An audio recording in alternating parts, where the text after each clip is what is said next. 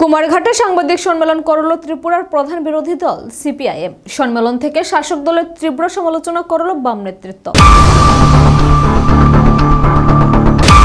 ত্রিপুরায় বিরোধীদের রাজনৈতিক কর্মসূচি আটকাতে দলীয় নেতাকর্মীদের মিথ্যে মামলায় ফাঁসিয়ে তাদের আটকাতে চাইছে শাসক দল বিজেপি।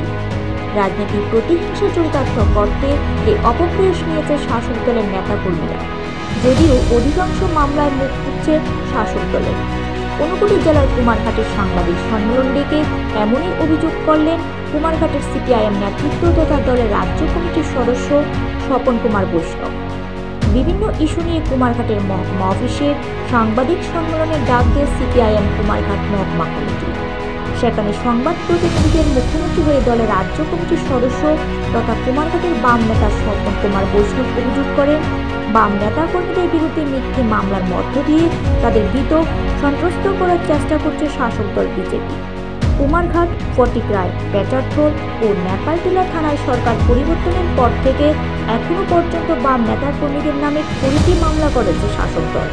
এতে বিনা দোষে প্রায় 62 জনকে জড়িয়ে দেওয়া হয়েছে বলে অভিযোগ করেন তিনি। রাজনৈতিক প্রতিহিংসা চরিতার্থ করতে বিজেপি এই অপপ্রয়াস নিচ্ছে বলে অভিযোগ করেন তিনি। বাম নেতা দাবি করেন, অধিকাংশ মামলাতেই মুখ পুড়েছে শাসক দলের।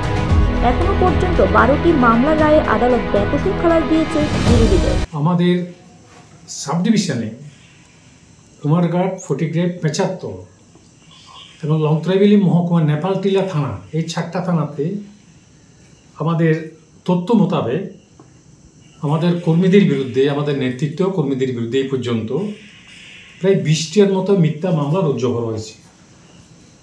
কেমন এই মামলাগুলো এখনো পর্যন্ত দেখা গেছে 12টা মামলা রায় দিচ্ছে মাননীয় আদালত। প্রত্যেকটা মামলাতে আমাদের নেতা কর্মীরা বেকসুর খালাস হয়েছে। এবং আজকে একটা গুরুত্বপূর্ণ মামলা, আমাদের পার্টির মহকুমা কমিটির সম্পাদক কমরেড সমীরণ মালাকার, আমাদের পার্টির মহকুমা সম্পাদক মণ্ডলীর সদস্য কমরেড চুমকি চক্রবর্তী সহ আমাদের নেতা কর্মীরা 7 জন তারা বলবেন সেটা আজকে মাননীয় আদালত কৈলাস তাদেরকে বেকসুর খালাস করছে। আমাদের মূল বক্তব্যটা হচ্ছে যে কথাটা আমরা বারবার মানুষের কাছে বলছিলাম, মিথ্যা মামলার মধ্য দিয়েই আমাদের কর্মী সমর্থকদের মধ্যে একটা ভয় ভীতি তৈরি করবার যে অপপ্রয়াস, মাননীয় আদালতে একটা প্রকার রায় যখন বাইরেছেন, আমাদের বক্তব্য মাননীয় আদালত তার রায়ের মধ্য দিয়ে সত্য প্রমাণিত করতেছে। এবং বর্তমান যে তৃতীয় বিজেপি নেতৃত্বাধীন যে জোট সরকার, তারা যে কত বেশি রাজনৈতিক হিংসা চরিতার্থ করবার জন্য পদক্ষেপগুলো গ্রহণ করছে, মাননীয় আদালতের রায়ের মধ্য দিয়ে সেটা প্রমাণিত হয়েছে। এবং সর্বশেষ আমাদের পেচারতল থানা, শুনলে আপনারা আশ্চর্য হবেন, গত 24শে জানুয়ারি আমাদের একটা পূর্ব নির্ধারিত কর্মসূচি ছিল আপনার এই বাগাইছড়াতে। যথারীতি পুলিশের অনুমতি নেওয়ার পর আমাদের পার্টির সম্পাদক এবং বিরোধী দল নেতা আমাদের কমরেড জিতেন চৌধুরী ওই জনসভা যাওয়ার পথে উনি নেতৃত্ববৃন্দ রাস্তা আটক করার একটা অপ্রয়াস তারা সেখানে বিজেপিরা তৈরি করছিলেন। এবং দেখা গেল পেচারতল, তারপরে ষোলনালা, মাছমারা, 3টা জায়গায় তারা অবরোধ তৈরি করলেন।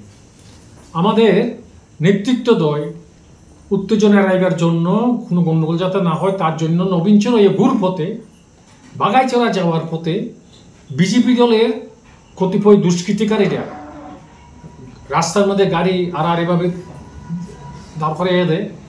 আমাদের যে বাগাইছড়া বাজারে যে জনসভা, এই জনসভাতে আক্রমণ করার চেষ্টা করে।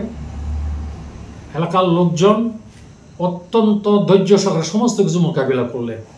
কিন্তু আমরা আশ্চর্য হয়ে গেছি গিয়ে, পুলিশের অনুমতি নেওয়া সত্ত্বেও শাসক দলের দুষ্কৃতিকারীরা এই যে ঘটনাগুলো করলো, তাদের বিরুদ্ধে কোনো অ্যাকশন নিলেন না, কোনো মামলা নিলেন না। আমরা দেখতেছি আমাদের এখানকার যে মন্ত্রী শান্তনাথ চাকমা, তার যে বড় ভাই ইচ্ছাকৃতভাবে প্রচার করতেছে তাদের গাড়ি ঘোড়া নাকি আমরা ভেঙে দিচ্ছি।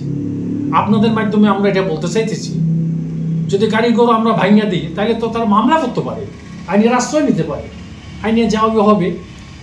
এই কথাগুলো বললাম এই কারণে, কী ধরনের রাজনৈতিক প্রতিহিংসা চরিতার্থ করবার জন্য আমাদের কর্মী নেতার বিরুদ্ধে এই ধরনের ঘটনাগুলো তারা সংঘটিত করতেছেন। এবং আমাদের অনেক কর্মীর বিরুদ্ধে 4-5টা মামলা, আমি, সমীরণ বাবু, চুমকি, ইভেন শুনলে আশ্চর্য হবেন, আমার বিরুদ্ধে একটা মদের মামলাও দিয়ে দিছি যে আমি মদ খাইয়া পুলিশকে গালাগালি করছি, যদিও মামলা খারিজ হয়ে গেছে। একটা কর্মীর বিরুদ্ধে 4-5টা মামলা দিয়ে হয়েছে। এই পর্যন্ত আমাদের যা তথ্য, প্রায় 62 জনকে সমস্ত মিথ্যা মামলাতে যুক্ত করা হয়েছে। তার নিজস্ব প্রতিনিধি রিপোর্ট, এশিয়ান টাইমস।